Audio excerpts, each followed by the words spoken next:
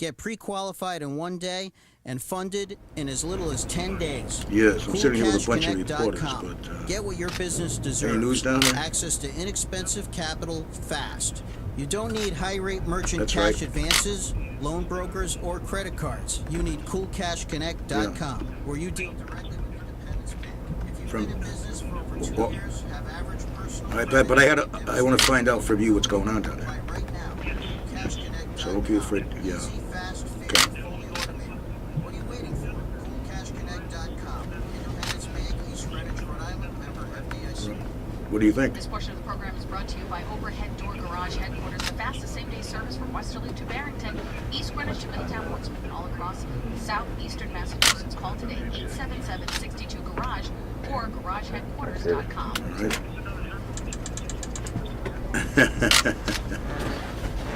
All right.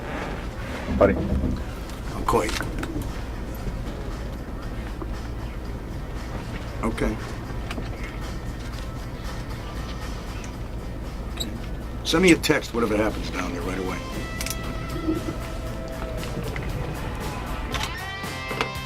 All right, here it is at 36 minutes after the hour of 3 o'clock in the afternoon. I'm going to talk to you about the Rhode Island Airport. Whether you're planning a quick one-day business trip or a fun-filled family vacation, there's one destination for both, Green Airport. Ranked one of the top 5 airports in the United States by Travel and Leisure magazine, Green Airport offers Block Island is one of the 7 most pristine places in the Western Hemisphere. You know that. That's a gorgeous place out there. I love to go there. All right, here it is at no music to jockey, right? Right, behind the scenes, behind the mic, Buddy Cianci. All right. Only here. News Talk 630 and 99.7 FM. WPRO. All right, here we are. Okay, let's go to, let's take a couple of calls and I'll tell you what I'm going to be doing. Okay, let's go to Jerry from Exeter. Go ahead, you're on the air, Jerry. Mayor. Hi, Jerry. Hey, I think you ought to run. My favorite jet pilot. How you well, doing? The reason I feel that way, even though I live in Exeter and I have nothing to do with Providence. Oh, you know something? That's not true. Well, let me finish. Go ahead, sir. Yes, sir. Okay. Runs for mayor of Providence.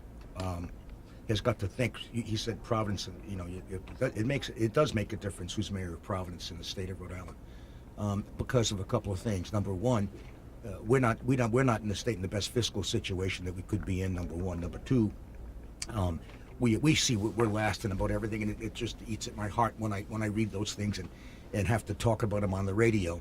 But you know, we're not going to grow this economy in the state of Rhode Island unless we, and the city of Providence for that matter, unless we straighten out what's going on up in the State House. And they're in the right direction. I have a lot of respect for Mattiello, John D. Small, and those people there that took on in midstream there, took on a new responsibility. At least they've got their foot aimed in the right direction, which is towards some progress. But you're not going to make business attractive to Rhode Island to Providence unless you can straighten out the state. The estate tax, as they've tried to straighten that out, or the inheritance tax, that's got to be straightened out even more. In addition to that, the corporate tax is going to come down even more. Tangible taxes have got to come down.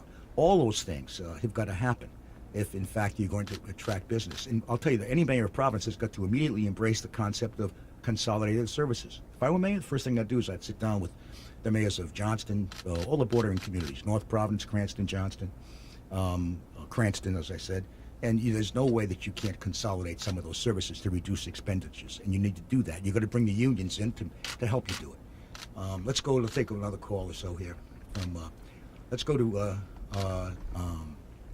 it isn't with a mall. Yeah, that was a great effort by a lot of people. Relocating the rivers was over a couple of administrations that we did that in the state. But we did it, all of us together. And then we were able to build an ice rink downtown. And we were able to straighten out this. I remember when I first got inaugurated, one of the first things was the monkeys were escaping from the zoo. I'll never forget that.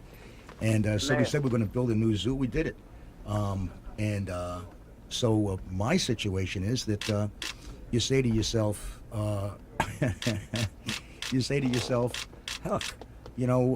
what can you really accomplish? And I said, well, we've accomplished a lot of things. But the most important thing we did was raise the self-esteem of people to levels they never thought they could achieve. And we haven't achieved that level anymore. Mayor. Yes, sir. Mayor, one more thing. Yep. Listen, my life, I'm 49 now. pain used to be a big motivator for me to make some changes, and I wish I could have done everything different. I made mistakes along the way. And We all make the mistakes. other thing, yes, and the other thing, that's the thing you also represent. You represent hope for people that feel like, hey, to be part of office, to be part of government, to be part of the community. Yeah. No one's perfect, and you sacrificed a lot. I knew your daughter, Yeah. and very good girl. Yeah. And sorry for your loss. I lost a brother too. This is an ugly. Yeah. There's a lot of social problems that happen, but I wish you all the best. Thanks I'm a lot. very excited, and you give me extra hope to know that I have a daughter that will be soon. That's good. She's on the. She's in the academy now, the police academy. Yes. Oh, that's good. Congratulations.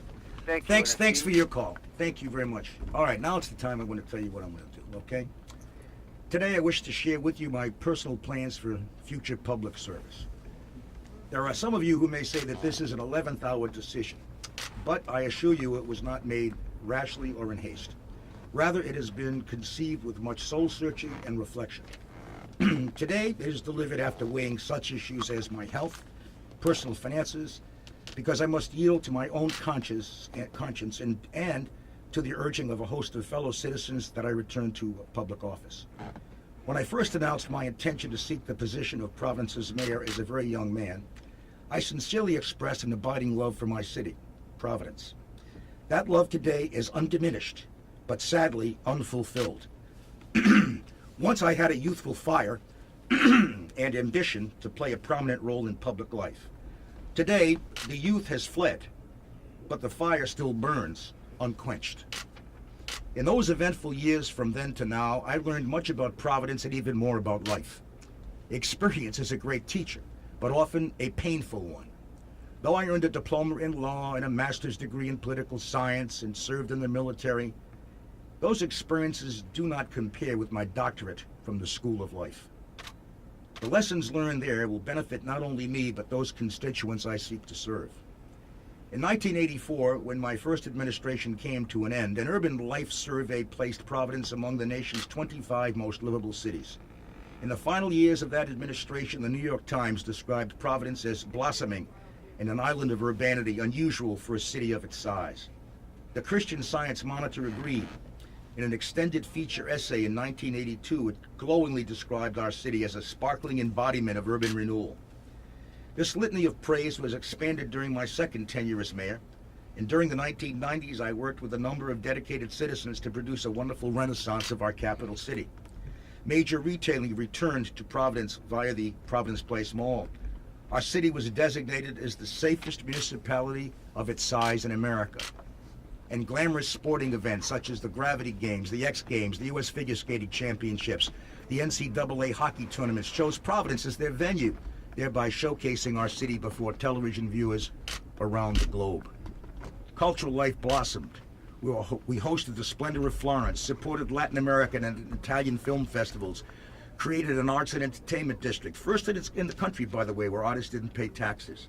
Reestablished the Providence Heritage Commission to celebrate the great diversity we have in our city, and formed the Providence Film Commission. That agency made our city one of the most film-friendly in the country and inspired the national television series, NBC series, Providence. Remember that? We completed Water Place Park and the relocation of Rivers, where colorful gondolas now provide a unique water's edge view of our downtown. Our construction of a new skating rink, larger than the one at New York's Rockefeller Center, gave local residents a spectacular outdoor recreational venue during the cold winter months. Perhaps the greatest achievement beyond these visible improvements was the renewed sense of self-esteem by the citizens of our city. Now we were proud to be from Providence. We exuded community spirit. We had become a destination, and we were proud of us. In the decades since my second tenure, however, the neighborhoods have declined. The school achievement level has remained too low, and the dropout rate too high. Drugs, gangs, and related street crime have proliferated. Roads have deteriorated. Vacant, vandalized houses abound, and our valuable waterfront land has been scrapped. And I don't blame the present administration for any of that stuff, because the mayor inherited a $110 million deficit and has done a good job in trying to close that gap, a Herculean effort. What must we do to rekindle our renaissance? We must work hard to make our government more efficient and maximize the use of our tax base by adopting smart growth strategies. Our nonprofit institutions must be a strong partner with city government in propelling the growth of our city, and not only by asking them for more money, but by asking them for their advice and support. We have some of the greatest universities in the world located here. Johnson in Wales, the best at what they do. Brown University, an Ivy League college, university of world renown. Rhode Island School of Design, the best in the world. Located right here. Providence College, University of Rhode Island. What's there not to like? They're all here. Tourism is a core industry in our city. We must better position our city to attract tourists, not only from our region, but from foreign countries as well. And we should work with the expansion of the airport to get foreign flights here. We must strengthen our cultural infrastructure.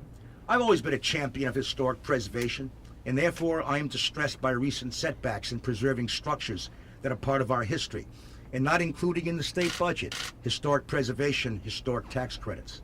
I will continue to be a strong advocate for preserving our historic streetscapes and the buildings that define Providence as an architectural jewel. I remember when I first became mayor, they wanted to tear every building in the city down, and we made a big decision then with people like Antoinette Downing and said, no, we're not going to do that, because I always believed that our history was part of our future. We must also implement strategies that will attract businesses and jobs to our great city. Our permitting process is cumbersome. Cutting red tape shouldn't be a limp cliche, but rather a plan of action. Our colleges and universities produce highly trained graduates, and we must find innovative ways to keep them here by creating a climate that nurtures both new and established businesses. Finally, we owe it to the citizens who pay our taxes to do the day-to-day municipal activities that are important to our neighborhoods. Keep the streets clean, fill the potholes, plow the snow, provide efficient public safety, and properly educate our children. All those are so very important. The condition of our inner harbor in our city's newest is our city's newest and most glaring defect. The waterfront strip along Allen's Avenue, paralleling Interstate 95, is a disgraceful, toxic, underproductive eyesore. Atlantic coast cities from Portland, Maine, through Baltimore to Charleston and Savannah have created jobs, expanded their tax base, promoted tourism, and opened their beautiful harbors to the public by implementing mixed-use zoning. There's no reason why ports have to be ugly. When you drive up from the south to the northern part of the state into Providence, you see a beautiful hospital complex on the left. You see in the front, you see in addition to that, you see in addition to all of that, you see our to the right, that awful scrap metal yard there, which is toxic. It's a shame we've been robbed of our waterfront. In the past 5 years, Providence has done just the opposite than fix that place. It's 62 acres east of Allen's Avenue from the Thurbers Avenue exit to the hurricane barrier, supports less than 100 jobs, when its development could result in the employment of thousands. It generates less than $700,000 in tax revenue when it could expand the tax base by millions, thus lowering the burden on homeowners and businesses. It could become the site of hotels, restaurants, cruise ship terminals, an aquarium, offices, shops, and medical facilities, rather than a dumping ground for scrap and hazardous waste. And it could be a place for public use and recreation rather than a barrier between the people and their harbor front and waterfront. We had a plan for that. It was called Narragansett Landing. I recite these shortcomings not as a demagogue to affix blame, but as a concerned citizen of this city who seeks to address their challenge.